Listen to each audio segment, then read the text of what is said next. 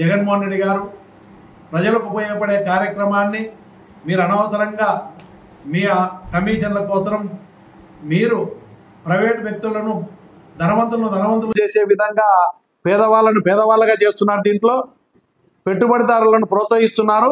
పేదవాడు నష్టపోయే విధంగా నిర్ణయం ఉంది. ఈరోజు పేదవాడు నష్టపోవడమే కదా. ప్రైవేట్గా అప్పచెప్తే ప్రైవేట్ వాళ్ళు ఎంత బిల్లులు చెప్తే అంత కట్టాల్సిన పరిస్థితి. పేదవాడికి నష్టం చేస్తూ ధనవంతులను ప్రోత్సహిస్తూ కమిషన్ల కోసం చేసిన విధంగా వేల కోట్ల రూపాయలు ప్రభుత్వ ఆస్తులను ప్రైవేటుకు కట్టం పెడతా ఉంటే దాన్ని వ్యతిరేకిస్తూ దీన్ని పూర్తిగా వైఎస్ఆర్సీపీ పార్టీ వ్యతిరేకిస్తూ ఉంది. వాళ్ళు ఇచ్చిన జీవో వాళ్ళని తీసుకున్న నిర్ణయాన్ని క్యాన్సిల్ చేసి ప్రభుత్వ పరంగానే ఈ మెడికల్ కాలేజ్ డెవలప్ చేయాలని చెప్పి మా నాయకుడు చెప్పినట్టు ప్రజలందరూ కోరుతున్నారు. పార్టీలు కూడా చాలామంది దీన్ని వ్యతిరేకిస్తున్నారు ప్రభుత్వ నిర్ణయాన్ని.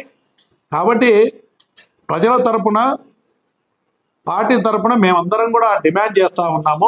తప్పకుండా ఈ ప్రైవేట్ కాలేజీలు చాలామంది చూస్తే చంద్రబాబు నాయుడు గారు ఒక్క కాలేజీ అన్నాడు. అరే ఇన్ని కాలేజీలు ఇంత ఇన్ఫ్రాస్ట్రక్చర్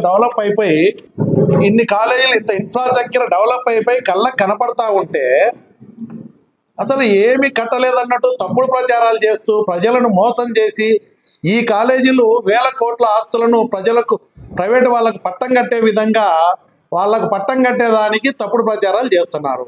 అరే కాలేజీలు నిర్మాణం కాకుండా ఏదో జగన్మోహన్ రెడ్డి గారు చెప్తున్నారని. బ్రహ్మాండంగా కాలేజీలు డెవలప్ అయినాయి. ఇంత ఇన్ఫ్రాస్ట్రక్చర్ డెవలప్ అయినాయి. 5 కాలేజీలు అడ్మిషన్ స్టార్ట్ అయ్యి పిల్లలు చదువుకుంటా ఉన్నారు. ఇలాంటి పరిస్థితులలో దీన్ని చేయడం పూర్తిగా వ్యతిరేకిస్తూ ఉన్నాం.